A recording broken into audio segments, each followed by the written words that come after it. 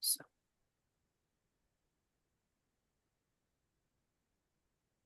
I just realized that I did not bring my mic with me, but that's okay. Can you guys hear me okay, or does it sound kind of echoey? Good, I perfect. can hear you fine. Awesome.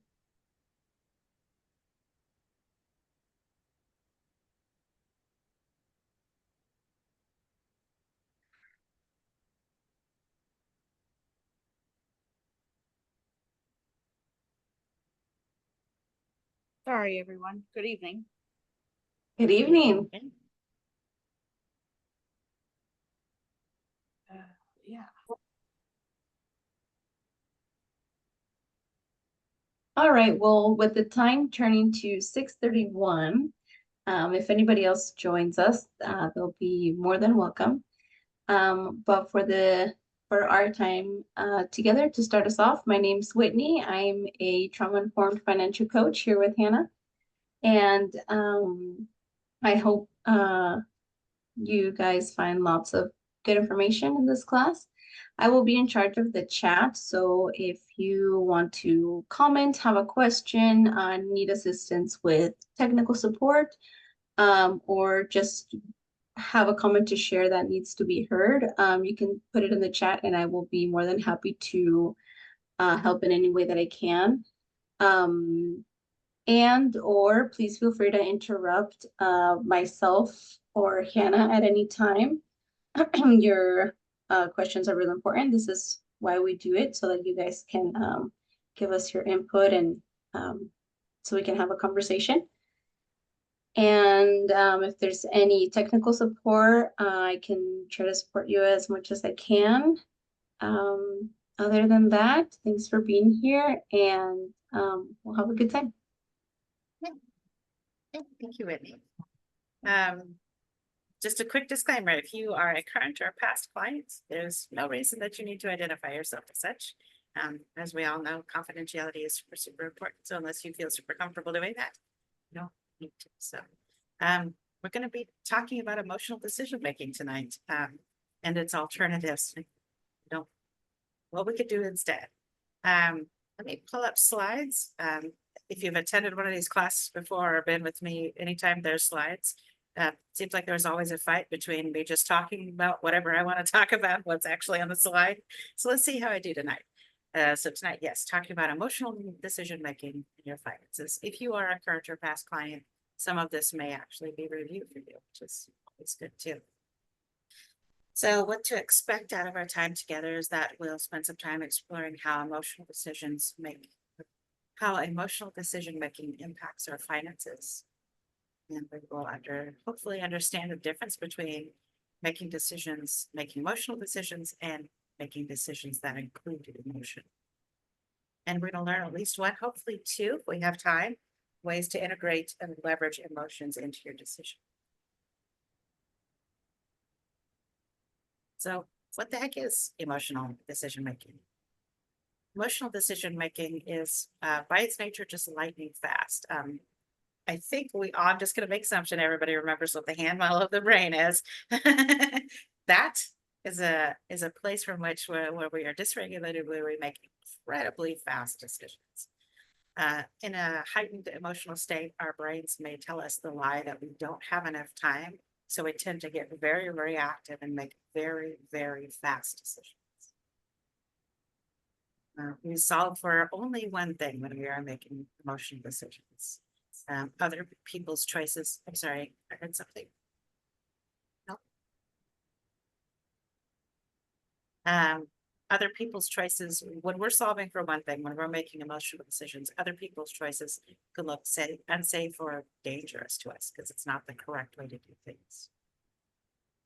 We do, when we're making emotional decisions, expect there to be right or wrong answer. Gray areas, nuance, and complication are not part of emotional decision. We can't allow for complication while we're simultaneously making those lightning fast decisions. Failure is also an incredibly likely outcome of our emotional decisions because we were expecting ourselves to make that perfect decision.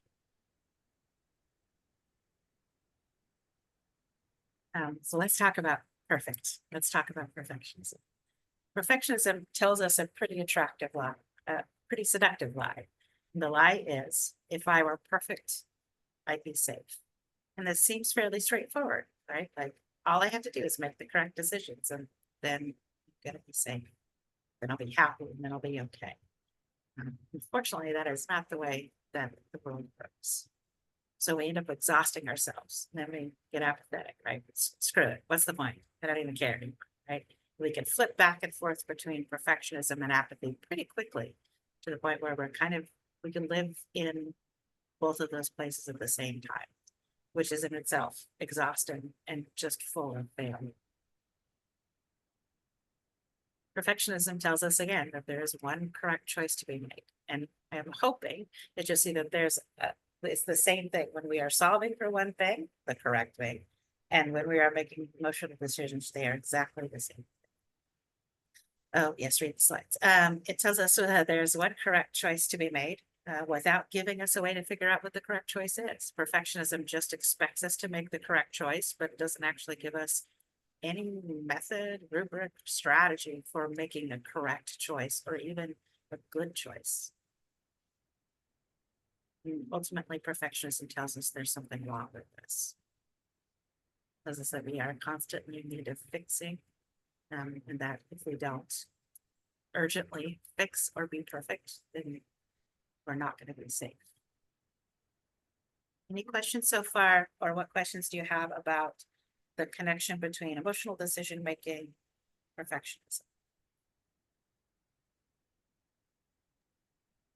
No questions.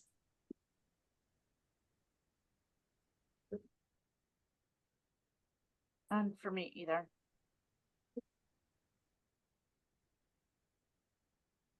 So how do you know? How do you know if you're making emotional decisions? And of course, you can apply this to those around you. You can kind of watch people around you. You know, please don't call it out to their faces, though. That's not a great idea. When we make emotional decisions, we have a certain kind of certainty. We know we're making the correct decision, and we double down on that. That certainty is part of the perfectionism, but it is a lot of like, there is one correct choice to be made, and I am certain of that. It is, again, lightning fast. And I'm not gonna lie, scratches a certain kind of itch, man. You make an emotional decision, it kind of feels good. We're getting some stuff done. So it gets in there and it's weirdly satisfying.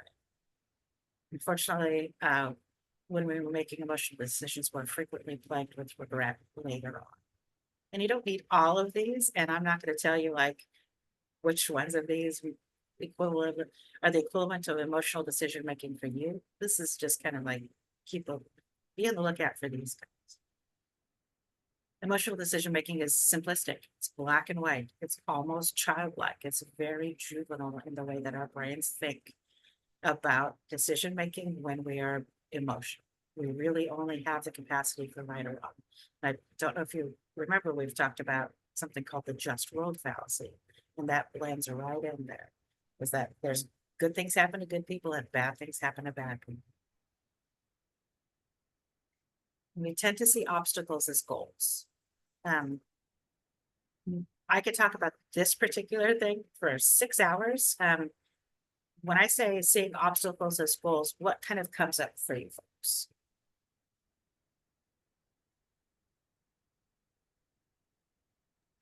That, like Yeah. paying off that. Absolutely. That's fantastic. Resolving debt is resolving an obstacle. I'm not saying we shouldn't be trying to get rid of debt, kill debt, or use it responsibly, but it is not a goal. It is the resolution of a negative. It's the resolution of an obstacle. A goal might be whatever happens after, whatever resolving that debt allows us to do afterwards. Beautiful.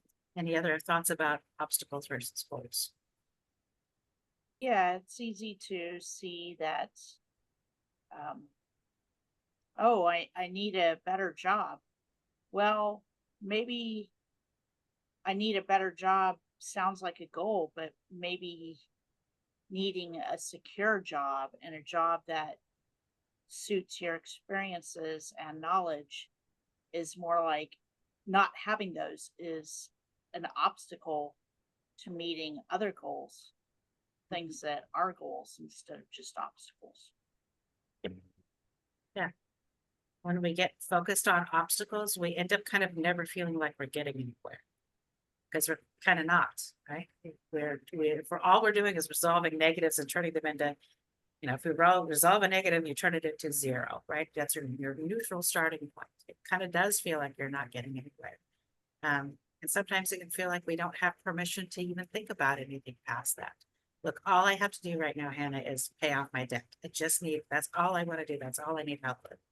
But once we get there, then like, what does that look like afterwards? And sometimes we don't have clarity on that because we're so stuck thinking about it as trying to resolve those obstacles. And again, I'm not saying we shouldn't be, right? We should be having jobs that are healthy for us and paying off debt and having transportation, whatever that may look like. But we sometimes get stuck there. We end up hyper-focusing down. What else would you like to add about obstacles versus goals?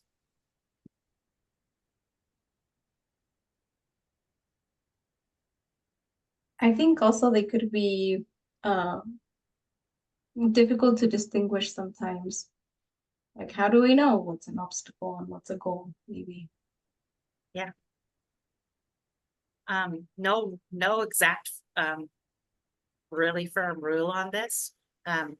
Most of the time, what I see is that obstacles are past focused and goals are future focused. That is certainly not going to play out 100% every time. But yeah, debt is a fantastic example of that. That is a past decision.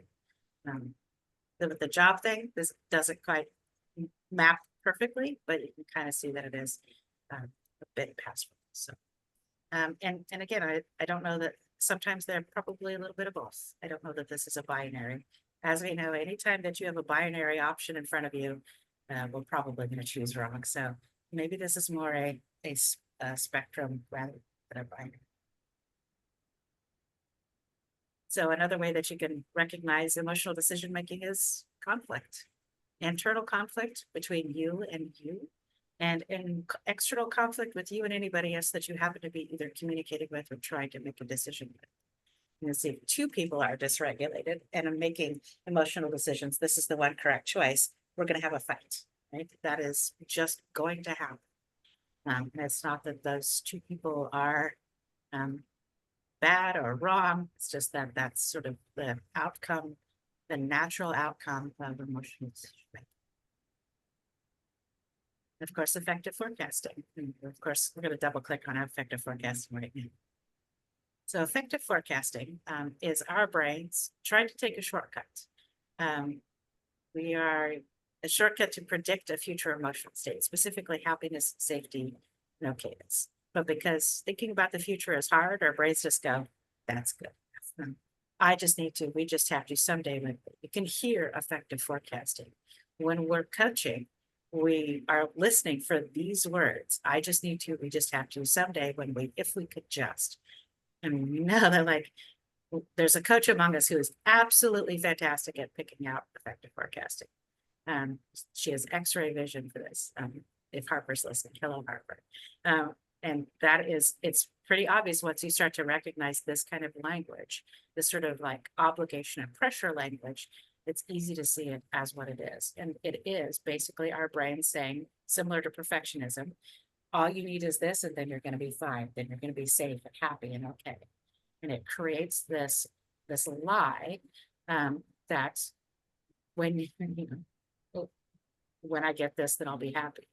All you need to do is accomplish a couple of those things to realize like, oh, I did everything I was supposed to do. Like I found the job and we paid off the debt and we got the house and I bought the Mini Cooper, but I don't feel any happier, safer, or okay.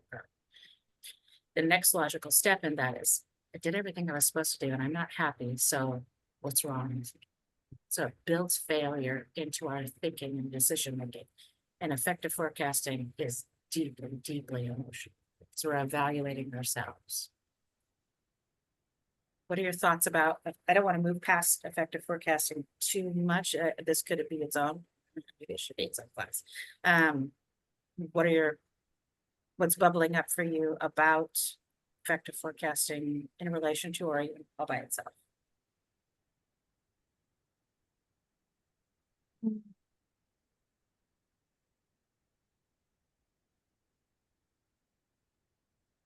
I feel like I used to just live in this effective forecasting. So thankfully, it's been a while. I've started to learn to be more content with my current situation. But I used to always just be like, oh, if only this, or, I always felt like I was waiting for something to get better. Huh? Oh, then it's gonna be great. Yeah. Yeah. How are you folks seeing the connection between effective forecasting and obstacles versus goals? No, can you elaborate on that, please? I'm gonna hold off on my elaboration, actually. This isn't just Hannah talking all the time. This is a collaboration, much as coaching is a collaboration. Okay. So what do you folks think? And you can shoot straight from the hip, folks. It's fine. But what do you see as like, there's a connection here between effective forecasting and obstacles and goals. Only I could pay off my debt, then my life would be better, right? Perfect. Yeah, Then I could afford this or that or that's right. whatever. And the Things rest of would my be- life will be, yeah, things will be easy. That's right. Are you seeing? So it makes sorry. Please, Candace. So it makes the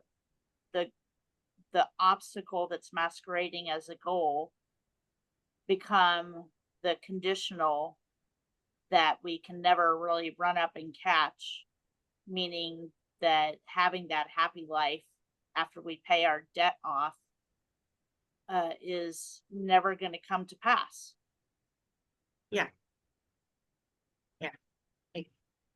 It keeps us past and present focused. And it definitely, I think we're more likely to use effective forecasting on obstacles. I'm not exactly sure. I'd have to kind of think back about all the folks that I've talked to about this, but yeah, I don't, my guess is that we have a tendency to use this on obstacles because we're trying really hard to just clear those obstacles, right? It hurts really bad. It's really painful. It sucks really bad. I just gotta be in the shower for 15 minutes while it goes, oh my God, it's so freaking hot. I just gotta, we're trying to clear those obstacles and stop the pain. So any other thoughts about the connection between effective forecasting and, well, anything else really, but specifically obstacles masquerading as goals?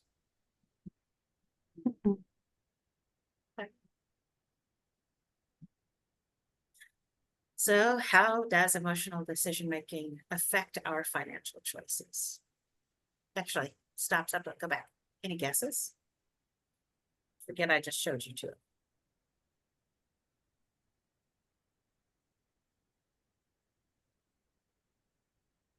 Well, we're definitely not going to be thinking about the whole picture. We're just going to be thinking about like the one end goal that we have. Yes. Yeah, we're solving for one thing. Can't look or look for or take advantage of other options. Those of you familiar with values, risks in any other way, we can't see any of those. We definitely not any other way. So we cannot look for other options. And if you can't see other options, you can't take them. So we tend to narrow down our vision. We tend to hyper-focus. That means we get missed opportunities and we get blindsided by emergencies because we have that sort of like, I can only think about this one thing. This is the one correct choice to be made. And everything else I'm basically blind to, which means I'm going to miss out on good stuff.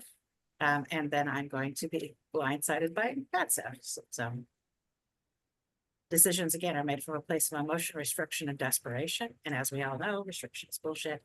And that deeply impacts our financial decisions because we're really just thinking present focused, and it's difficult to think about the future. And see, just read the slides. I made these slides. We lose the inability. And again, none of this is a decision. Like, we're not making a choice to do this. These are not personality defects. But when we are making emotional decisions, we lose the ability to see or plan forward. Financial choices are made from past or present focus. So, and you don't have to share this, just noodle on this for a hot second. But how has emotional decision making impacted your finances? Again, you're welcome to share if you feel like it, but you're absolutely not required. This is a safe place, but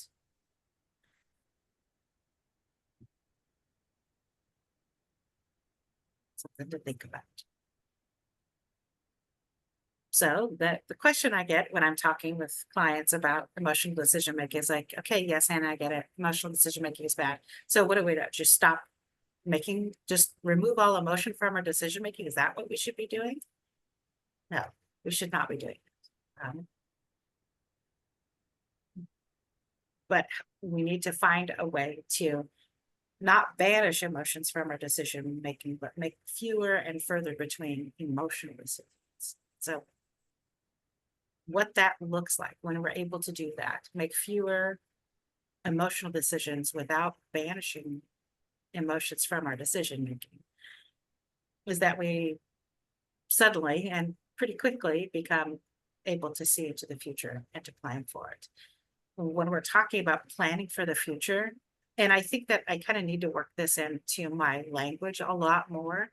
When I say planning for the future, I think we all kind of want it to mean that we're making life easier in the future. Not that you're just planning to like live our lives harder in the future.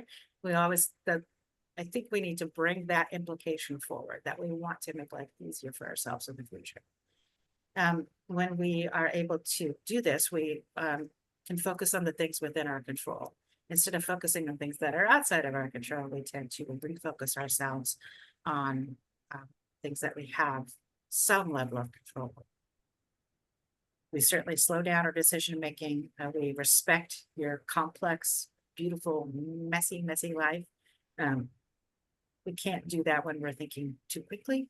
So we slow down in decision making and add complexity. And of course, along with that comes less conflict. If you're not just solving for one thing, if you're able to see 2 things, 3 things, then everybody else's opinions and options may not look as dangerous.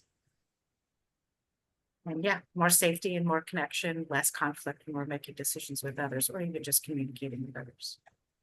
And most importantly, the hokey pokey, the thing we're the thing around this planet for, is we learn how to trust ourselves. So emotions are tools. And I'm sorry, was there someone? I heard something again. Dang it. No, I'm gonna put myself on mute in case I have background noise. Or Hannah has phantom noises. Okay, so this comes from the University of Iowa, and I'll read this to you and then I'll summarize it in Hannah language.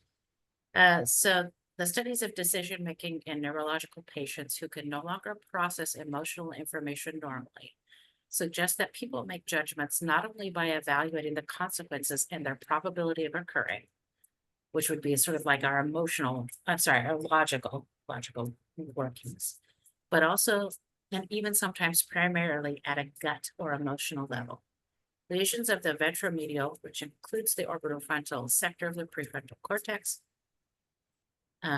interfere with the normal processing of somatic or emotional signals while sparing the most basic cognitive functions. Such damage leads to impairments in the decision-making process, which seriously compromise the quality of decisions in daily life. So the science nerds are telling us that there's a pretty strong correlation between the emotional parts of our brains and the decision-making parts of our brains. And that when we lose those emotional parts of our brains to understand emotional signals, we also lose some pretty important decision-making that goes along with it. And I don't know if you've heard this throughout your life, but I think we've all sort of seen some messaging, heard some messaging, and maybe even reinforced the messaging that you need to stop making emotional decisions and just make logical decisions. Well, this is the beginnings of maybe some conclusive evidence that might be off the table for us, right? We might not be able to completely remove decision making. Sorry, back that up about 5 seconds. We might not be able to remove emotion from our decision making. We might not want to. So what is decision making that includes emotion? So including emotions into our decision making, intentionally including them, it slows us down. And we've talked about this several times. That sound is a distracting thing. We are solving for more than one thing. We can see other options. Other people's choices look less dangerous to us and more like collaboration, which means also like if we are collaborating, we have access to a whole other perspective or two that we didn't have access to before. So we can actually, instead of seeing other people's opinions or resolutions or what they're solving for as conflict or wrong, we can now see that as like raw material. We can kind of leverage and use that. Your messy, complicated, beautiful life values, priorities are respected and taken into consideration. Because very often within our values and priorities, there's conflict, right? We value two things equally, and we kind of sometimes feel that conflict between those competing priorities. And since we aren't looking for perfection, we are less likely to perceive failure in our decision making. How do you know that you're making decisions that include emotion but aren't emotional decisions? So again, we don't need every single one of these. Let's mix and match. You'll notice that your decision making is flexible. You're able to change your mind, but also to see other options. Slightly slower decision making. And it's not satisfying at all. It doesn't feel good. You're not going to enjoy this. I'm not going to lie. Emotional decision making, one of the biggest indicators is it feels real good. I mean, get some stuff done, man. I'll tell you a story in a little bit. Like, it's not making decisions that include emotion but aren't emotional isn't satisfying. It's probably the biggest thing that'll, as you practice this, stick out. Oh God, I don't like that at all. But it comes along with less regret and failure. And of course, again, that ability to collaborate with others and in time seek out other people's opinions and what they could offer as well. Any questions before I move on? I feel like I've got through these last couple slides super duper fast.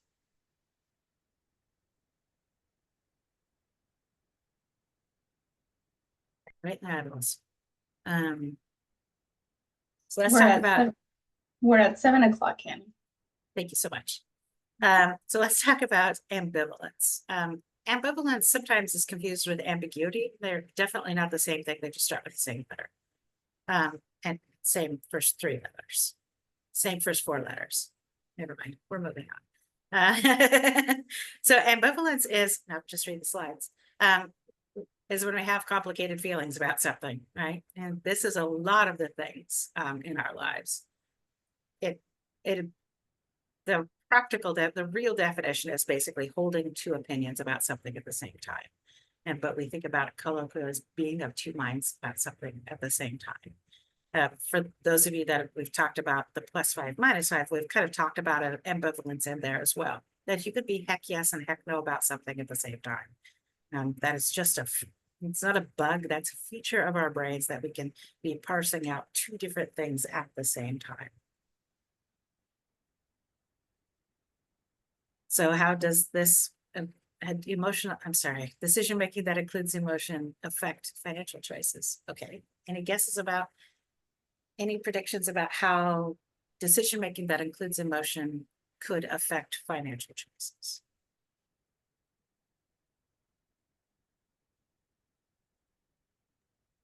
So I think it could really be a boon to making a better choice about when to make a large purchase. Not, I want to purchase this big thing and I want to do it right away, and I want the biggest splashiest thing, and maybe it's too much for my budget, but I'm going to get it anyway. You could just say And Mini Cooper, instead- Candace, it's fine. Yeah, absolutely. Mini Cooper It's fine. or poop emoji car or anything like that. But it could be a wash machine. Mhm. I mean, it depends on what your need is right now.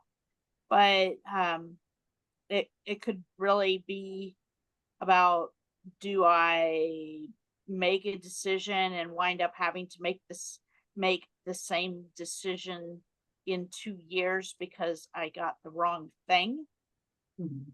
or waiting 2 years to make the decision because you still have a car.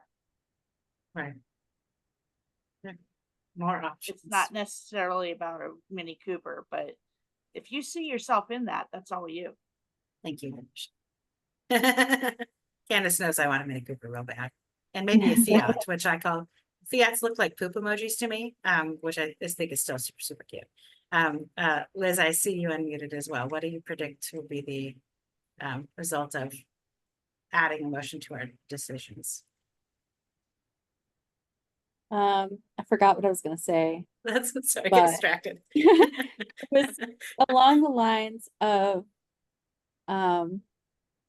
not making like rash decisions, but making like a better long-term financial choice. I have been kind of in the middle of emotional decision really recently with moving. Hmm. And so it's, we're like in negotiations with people that are renting a house, and it's like either we could offer them more than what we can afford because we really want the house and we really want to move.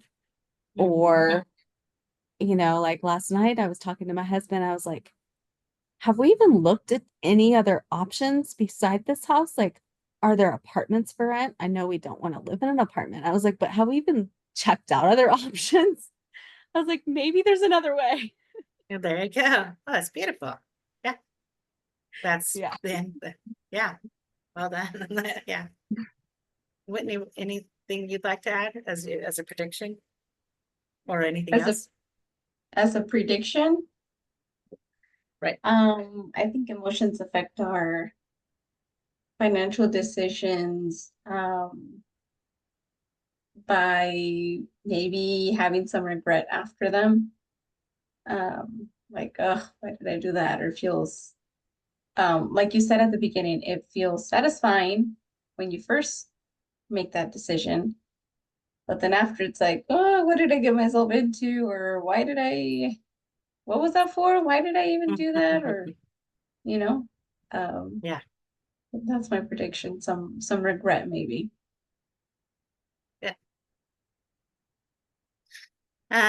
So yeah, by including emotions into our decision making, but like making fewer emotional decisions, we get the advantage of seeing many, many options. There you go, Liz. Opportunities and choices. We basically we get our heads on a swivel, right? That literally turning our heads around and seeing other options. Oh, Fewer. yes. Mhm. Go ahead, Whitney. I'm sorry, I misunderstood your question. I thought you were Sorry. asking about, emotional decisions. Yeah. With the decision making that includes emotion, we get fewer missed opportunities. But you're not wrong, Whitney. That was decisions are made from a place of intentionality and thoughtfulness, right? So we have a whole lot more noodling that goes into the decision making, and our decision making is more likely to be future focused. Plan ahead and again make our lives easier in the future. And then I think we've got what Wendy was talking about: reduced restriction, regret, and reactivity. Mhm. All right, so now it's like the question, okay, yes, Hannah, we get it. We understand. Got it. So how do we do this thing? And there's multiple ways. And certainly in coaching, we talk about that. But we're going to kind of talk about 2 ways to do that. One is including competing emotions into our decision making. So, and I'm going to tell a story that I hope will illustrate that, and maybe not, I hope to not make you cry, but I might cry. So, including competing emotions, like if you have an emotional decision that you're making, just adding in the competition to that emotion. So like, I'm sorry, Liz, like having a place to live, that can get super emotional, right? That's a resource, that's survival based. So like, oh my God, we're not gonna have a place to live, we're gonna live under a bridge. I'm not saying you guys said that. But what would be the competing emotions? Like, oh, we live in a place that is run down or dangerous. Okay, so now that's still emotional. And if we were just thinking about that, that would be an emotional decision. But even just adding in a competing equally as emotional consideration already begins to separate us out and build in some of that ambivalence. And the other way is practicing kind of taking some the teeth out of perfection a little bit. And we'll talk about that in just a second too. But so let's do story time. So this is Daisy Dog. And this is Tank the cat. They are not buddies. They were not buddies. You can see them here almost snuggling, and that's because Tank didn't care where he was, and Daisy was too terrified to move. So Daisy and Tank were my critters for a very, very long time. I had Daisy for probably like 14 years, Tank only for about 3. And by the time that they passed, they were both very elderly. So Daisy Dog died in June of 2022, and Tank died March of last year. They were both special needs and high maintenance. And of course, Tank was an orange cat, which is just makes everything so much more spicy and interesting. And he was just totally blind. Daisy had some other medical issues, especially towards the end. I got to be with both of them as they crossed the Rainbow Bridge, which is deeply traumatic for me, but also kind of wonderful and lovely. I wouldn't have had it any other way. So after they both passed last year, I made it clear to people that love me that please, for the love of God, don't send me this or that kitten that needs to be rescued. Please don't tell me about the puppy dog that you saw for sale, because I'm hurting and I need some time. And so about 3 months after I made that declaration, my dearest friend in the whole wide world sent me a text message that said, Hannah, we have a friend who has an 18-month-old Mastiff would you be willing to foster this dog, foster in quotes, because we know what's going to happen. And then she did the worst thing in the world that she could possibly do. Can you guess what she did to me after sending me that text? The picture. Brought it over. So no, well, that would have been way worse. Oh my God. I think if I'd been in town, she's in Portland, the dog was in Portland. I think if I'd been in town, she absolutely would have.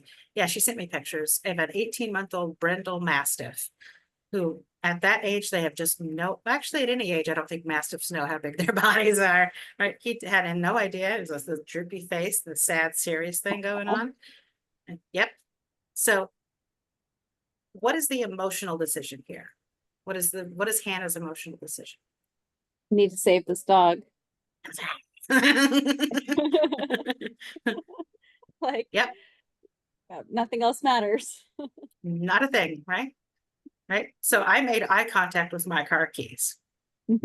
Like I was out the door, baby. That was super fast, super satisfying, right?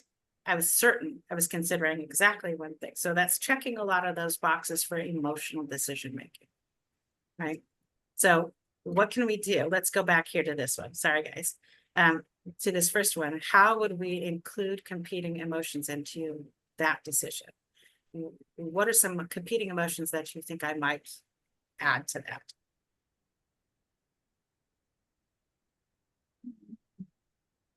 Maybe remembering the struggle that you had with your former pets, and that remembering that the grief needs time. Yep. That's definitely there too. Anything else you folks think that I could add some competing emotions in here? Mhm.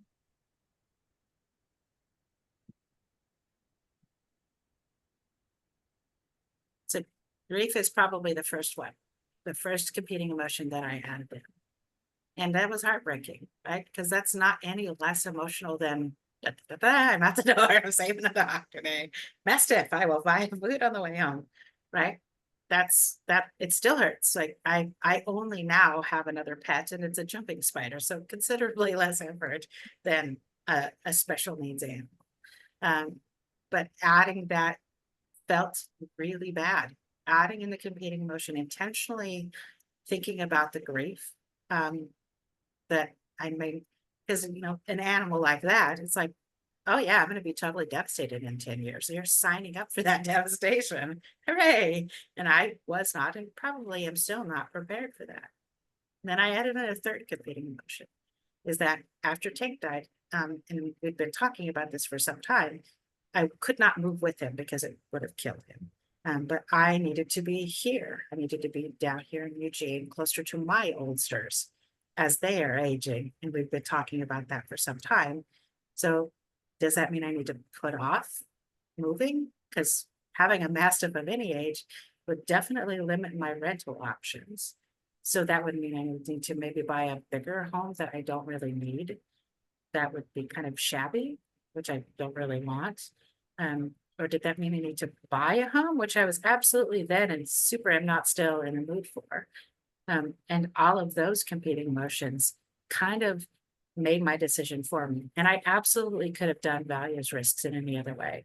And for those of you who are familiar with that big negative visualization strategy, where you break down the worst case scenarios, I absolutely could have done that too. But pretty quickly, I made my decision, which is no, thank you. Also, please don't do that to me ever again. That was heartbreaking. I know what you're trying to do. Stop. Right. And the dog now has a wonderful forever home and it's doing great because I've asked. So does that sort of is that a good enough example about adding competing emotions to our decision making, or what did that bring up for you guys? Yeah, I thought it was a good example. It Me too. sucked. That sucked, right? It sucks now. My eyes are tearing up. My tears are Mhm. eyeing up. Right. That is kind of a good indicator that this is complex, right? That was not satisfying to stop and but that is deeply, deeply important to add those competing emotions, even without any other structures in place. That all by itself slows us down. So, and you can add 80% is perfection to this. You can do it separately, but the other practice is called 80% is perfection. There they are. Hello. So the idea of 80% is perfection. It changes the way we think about winning, the way that we think about correct. You have in your brain about any given thing. Let's think about your dishes. You have in your brain the perfect way that dishes are to be done. 80% is perfection means that whatever 80% of that is now the level of perfection. And I've had people say to me, well, isn't that arbitrary? I'm like, yeah, yes, but so is perfection. That's also arbitrary. Because my idea of what perfection is with doing dishes is different than Whitney's, is different than Candace's, is different than Liz's, right? So all we're doing is we're taking that level and we're bringing it to 80%. And we're not saying 80% is good enough. We're not saying 80% is okay. We actually redefine the way perfection is. It's now 80% of that. So what do you Kind of think we're at happens? 7:16. Thank you so much. So let's set aside adding competing emotions. What do you think? And let's say all decisions, maybe not just necessarily financial ones, but what do you think happens when people rethink the way that they define perfection as 80% is perfection? What do you think? What would you predict happens in for people's decision?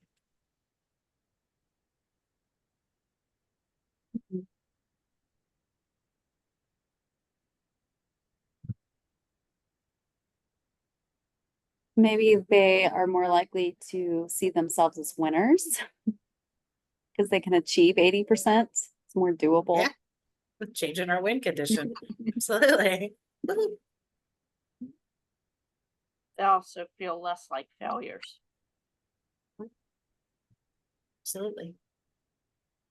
It also drills down on certainty. we have more space and more grace for change and difference for ourselves and others around us. And we tend to regulate. What would you like to add? Lee? I would say the word capable came from me. I feel more capable. I love that. Yep. We're just, our brain tells us lies all the time. And it's okay to lie back to your brain. Say like, no, this is now 80%. This is now perfection, this line here. And again, it is arbitrary. And I've had multiple people tell me, look, Hannah, I'm already doing 50% of what the perfection is anyway. So I'm already down here. I'm like, cool. Now you want 80% of that, right? That practice and grace actually improves our capacity, makes it easier for us to think. And again, not everybody is gonna, we're practicing something called unconditional positive recall. We're practicing patience and grace with ourselves. And that all by itself changes the way we make decisions because we are removing failure or at least reducing it.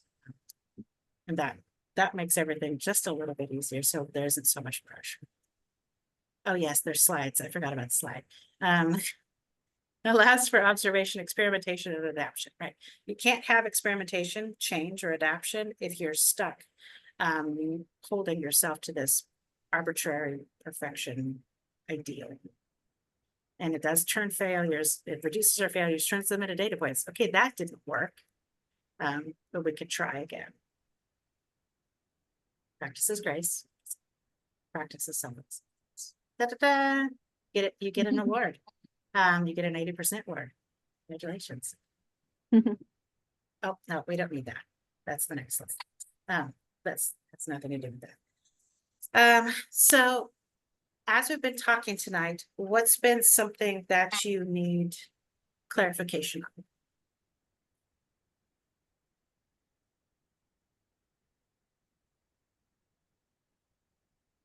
I can't think of anything.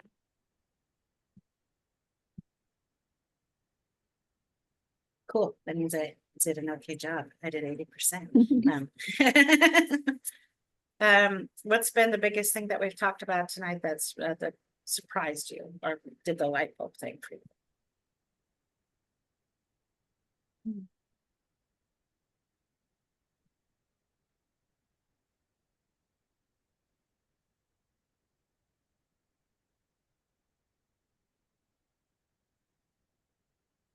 I think the light bulb for me was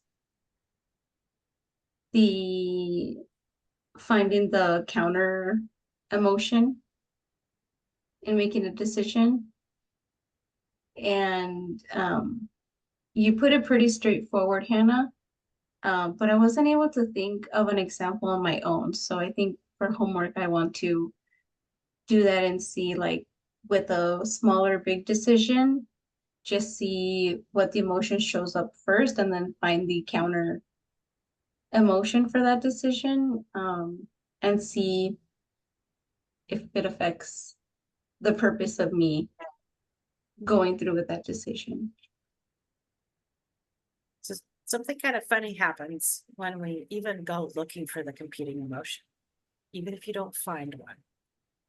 It does the same thing, right? Even if you can't find a competing emotion, the fact that you thought about it, our brains will regulate that because you're processing, you're looking for another option, which slows down and makes us automatically less emotional.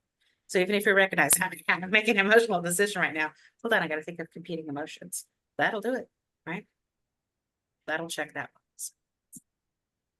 What else, folks?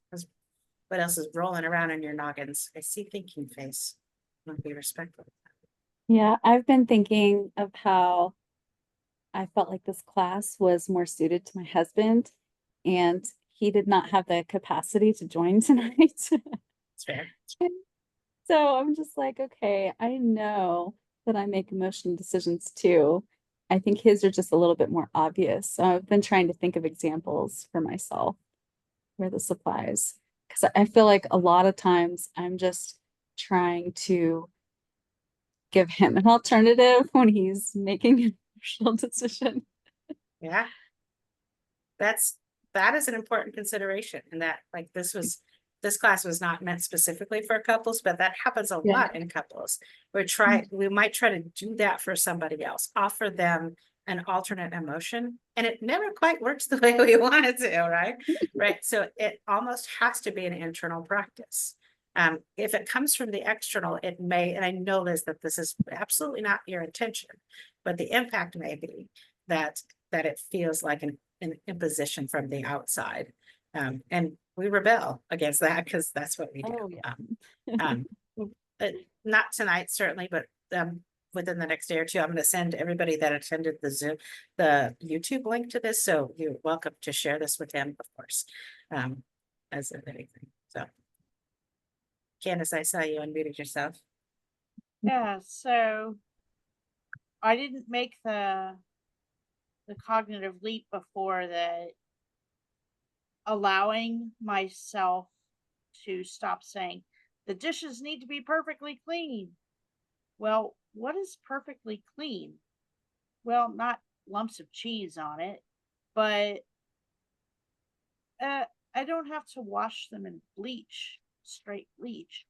So if I can do 80% of take it back from straight bleach, you know, basically the fact that unconditional positive regard and having that for ourselves can be achieved by allowing 80% to be perfection. And that's something I struggle with a lot. I mean, I've been thinking about it. I've been practicing it at least a little bit, but seeing the connection is big for me. Yeah. Perfection is really seductive.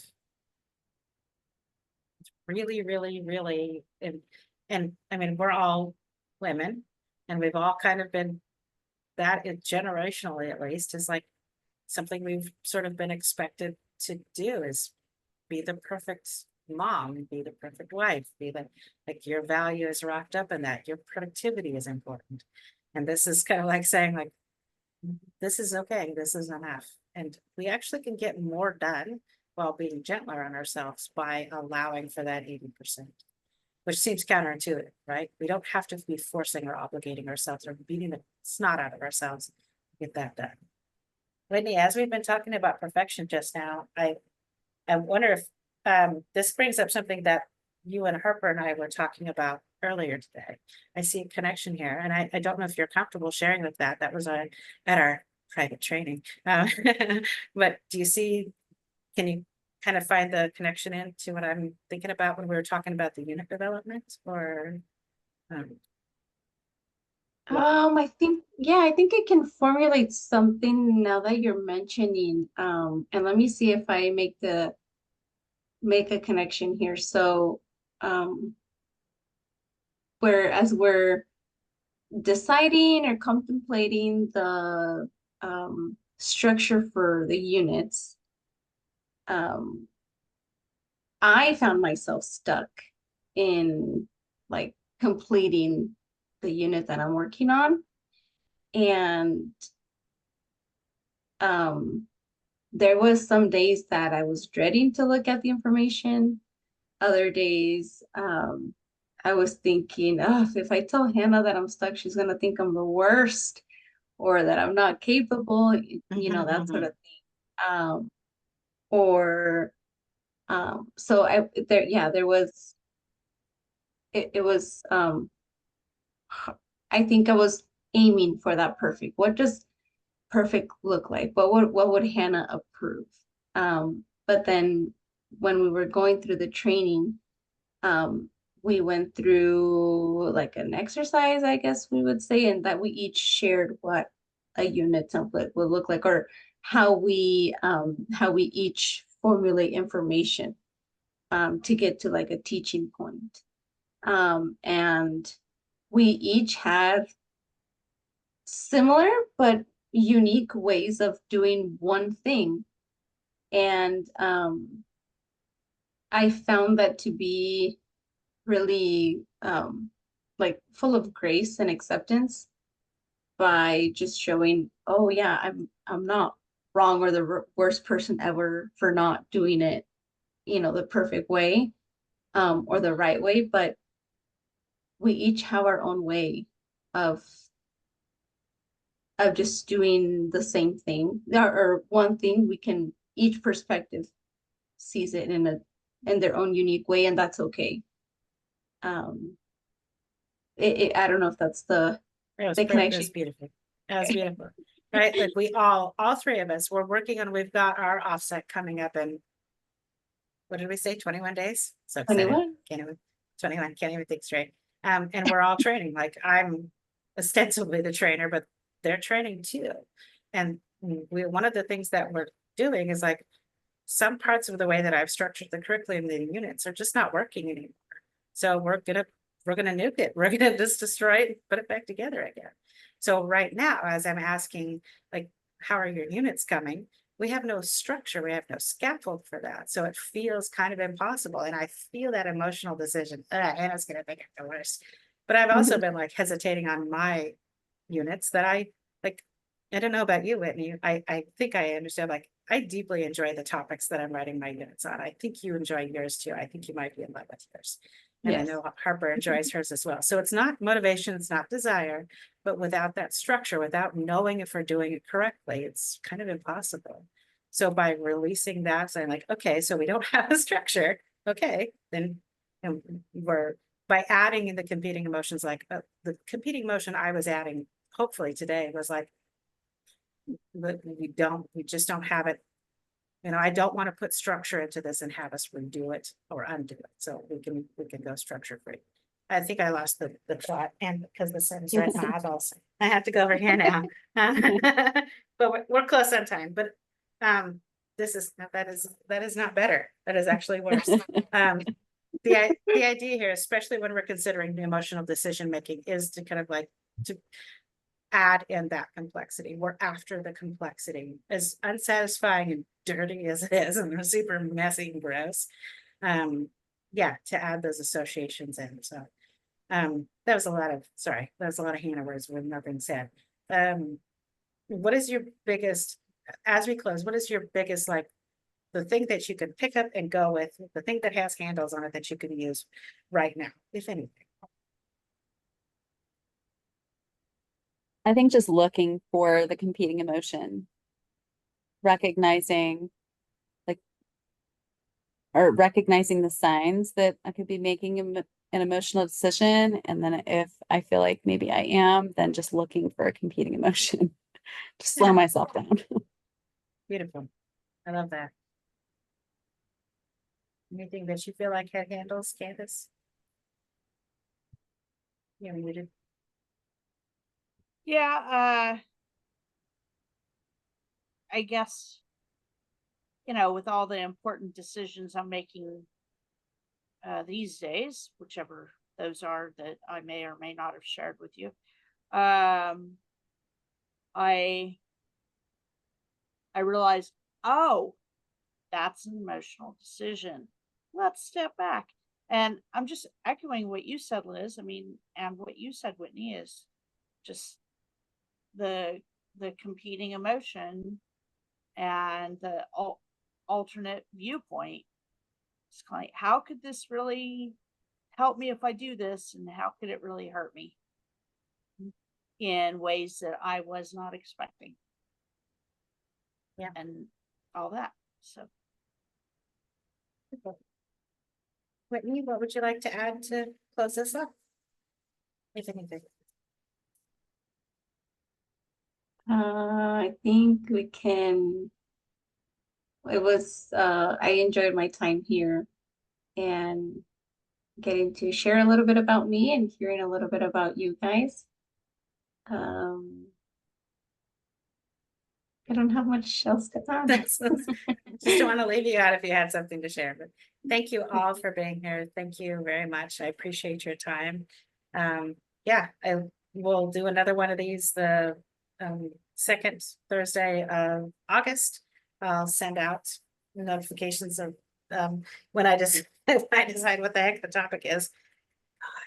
Done, axial tilt. If we'll hang out if anybody needs anything. I'm not gonna kick anybody out until about 10 minutes from now, so if you wanna stay and visit and chitty chat, that's fantastic, but if you wanna go, I'm super grateful for your time today and thank you for being. Thank you, Hannah. Thank you, Hannah and Thank you, Whitney. Liz. Thank you, Whitney. Thank you. Thank you for being here. Bye for now, folks. Bye.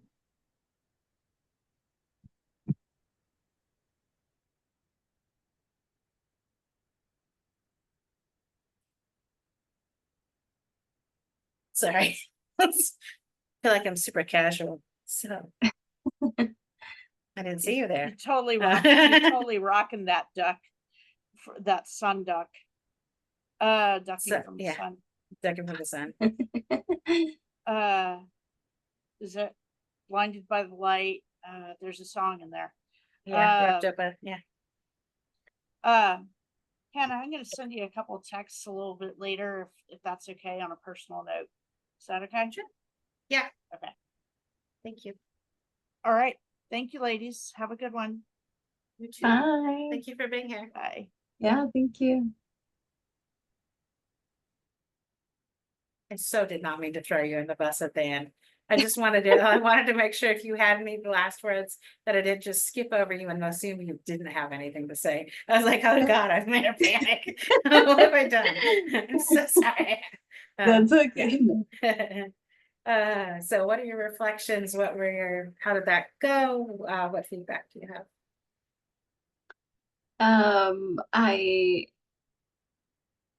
liked it. I liked the whole time.